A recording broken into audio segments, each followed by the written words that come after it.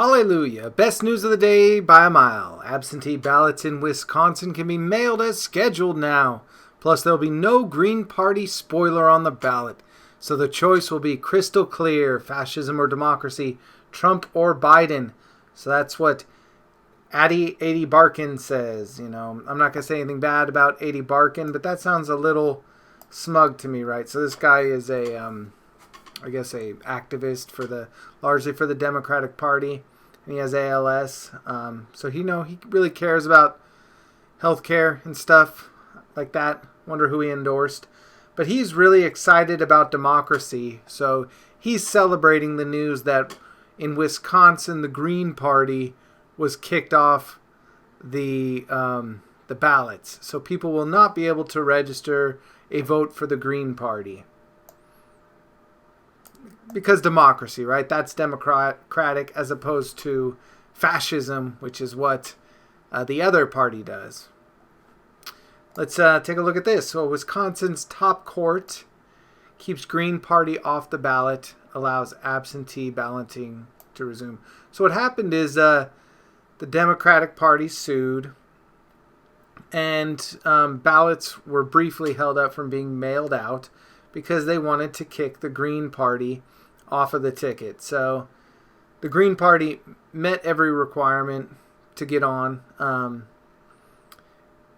but they're made a scapegoat, and they are kicked off by the Democrats. And the Green Party is, of course, to blame for the holdup and the threat to people's right to vote because they're spoilers, right? So that's the line Democrats love to say, because they're democratic after all. So they just love competition, right? They love a democratic process where people have the most choice.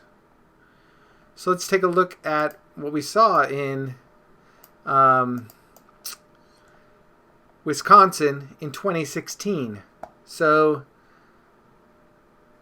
Donald Trump, despite projections that from basically everybody that Hillary Clinton was going to skate through the state, Donald Trump took the state by a very thin margin. And you could see the Green Party got less than 2% of the vote in Wisconsin.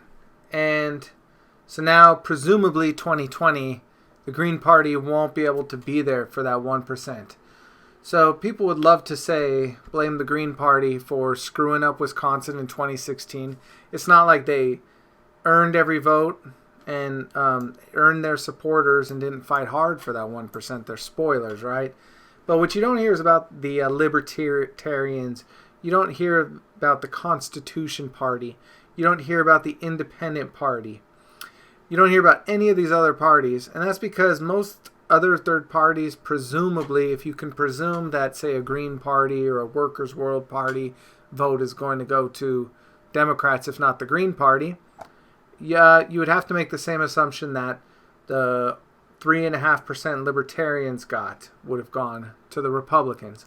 The 0.5% that the Constitution Party would have gone to Republicans. So knock out all the third parties, and that's what you get. You get spoilers, but they were spoilers that would have gone to Republicans. So if you want to believe this is a two-party system, and you want to mandate it's a two-party system and kick everyone else off the ballots, you can't just make Greens the whipping boy and ignore all these other parties, which the Libertarians pull 3 times the numbers in Wisconsin that the Greens do. You don't see Republicans pitching a fit, suing the state to get the Libertarians off the ticket. And I'll tell you this, the spoiler argument is BS, because I voted Green in 2000, 2004, 2008, 2012, 2016. I'm going to vote Green this year. I've always been registered Green Party. I would not vote for a Democrat. I would say Bernie Sanders was the compromise candidate. I would have voted for him, but the Democrats chose not to go with that compromise with the left. So I'm sticking with my party, the Green Party, and you're not going to convince me to vote for a Democrat. You certainly aren't going to convince me if you've just kicked my candidate off the ballot. So let's say it was 2016 and Jill Stein was kicked off the ballot. Do you think the 1% of people that voted for her would be persuaded to vote for Hillary Clinton because their candidate was kicked off? No, they're either going to stay home or write in somebody else. Now, do you think in 2020, the people that were looking forward to voting for Howie Hawkins are now going to say, oh, well, and tick the box for Joe Biden? Or do you think they're going to be pissed off?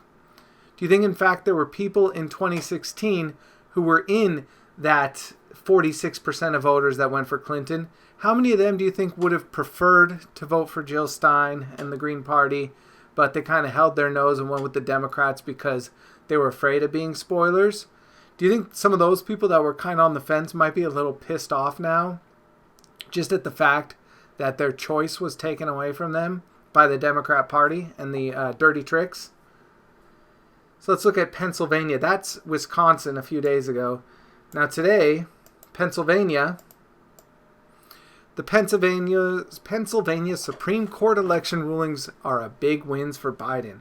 So what that means, that big win for Biden and what Addie Barkin would call democracy, is that the Greens also got kicked off in the Green Party also got kicked off in the Pennsylvania. Green Party candidate Howie Hawkins hadn't followed proper procedures when submitting his nomination forms to get on the ballot. That's bull, right? So the Green Party failed to comply with the Elections Code's strict mandate for how nomination paperwork must be handled, and its attempts to fix the problem did not suffice to cure the error.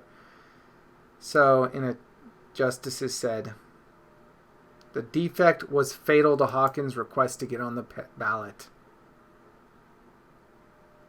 So 5 Democrats on the court voted to remove the Green Party, while 2 Republicans dissented. I wonder why.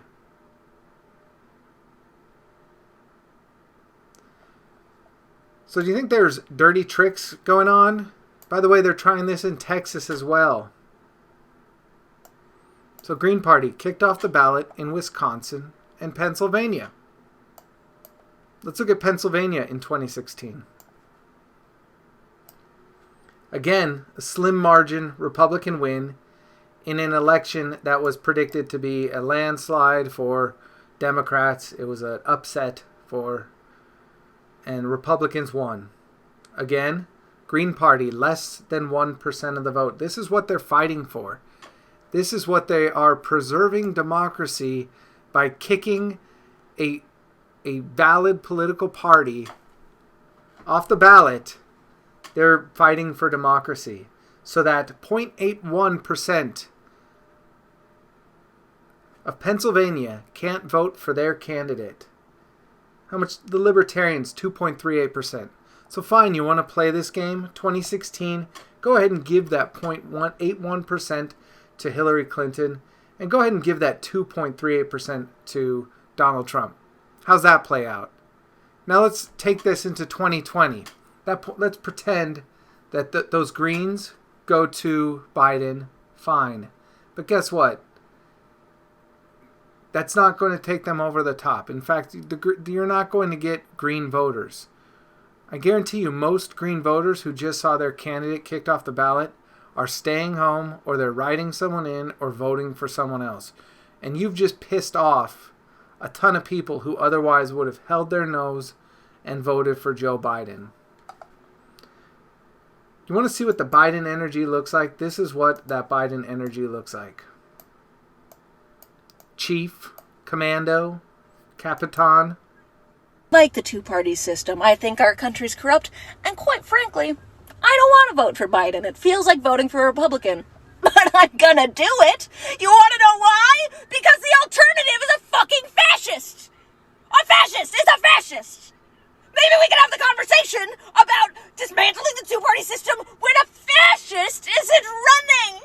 Maybe we can do that later, kiddo! Champ! Chief! Maybe we can talk about it later! Right, champ, right, chief. So that's what's going to get us to vote for your candidate, Biden, is a kid screaming at us about how we better because the alternative is fascism. So the alternative to a party which sues states to get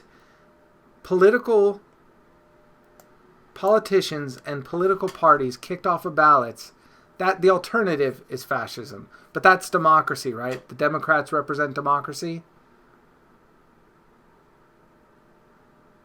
A face like this screaming at us is not going to convince us to vote for your candidate.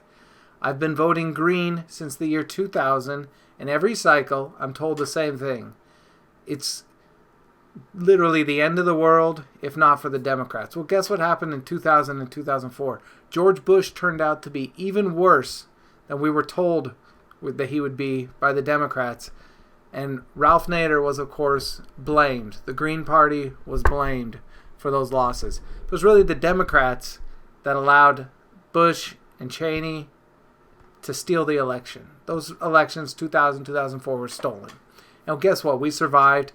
And these same people who are telling us Trump's a fascist, back then were telling us Bush is a fascist. And guess what? They all love George Bush now, are hanging his paintings in their apartments, are taking Werther's originals out of his claws. He's been totally rehabilitated, and we're being told the same thing. This year, Trump is the fascist. You gotta go with the lesser of two evils. Well, people like me are never going to go for the lesser of two evils. We're going to stand by and vote for our principles. So you could try to shame us like this, something like this video, or you could say, hey, maybe we should just ignore that 1-2% per state that's going to the Green Party. Let them do their thing. Get out of their way. Why don't you concentrate on knocking on some doors for your candidate? I guarantee you this theater kid woman here hasn't knocked on any doors. I guarantee you she has not made any phone calls for Joe Biden.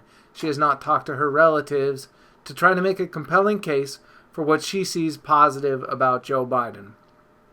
Maybe that would help. Maybe you can slim down those margins and get over that 1-2% that your candidate lost to last time. Instead, you're going to just continue doing this shaming game where you shame progressive, shame the left, shame the Green Party. It didn't work in 2016. It didn't work in 2012, 2008, 2004, 2000. It's certainly not going to work this year in 2020. And when Joe Biden loses Wisconsin and Pennsylvania, it's not going to be because of us. You just did us a favor because you totally muted the argument that Greens are spoilers for your state. Because when he loses Wisconsin, you'll have no one to blame but yourselves. But of course, you're going to find some other scapegoat because that's what the Democrats do. You're not democratic. You're scumbags.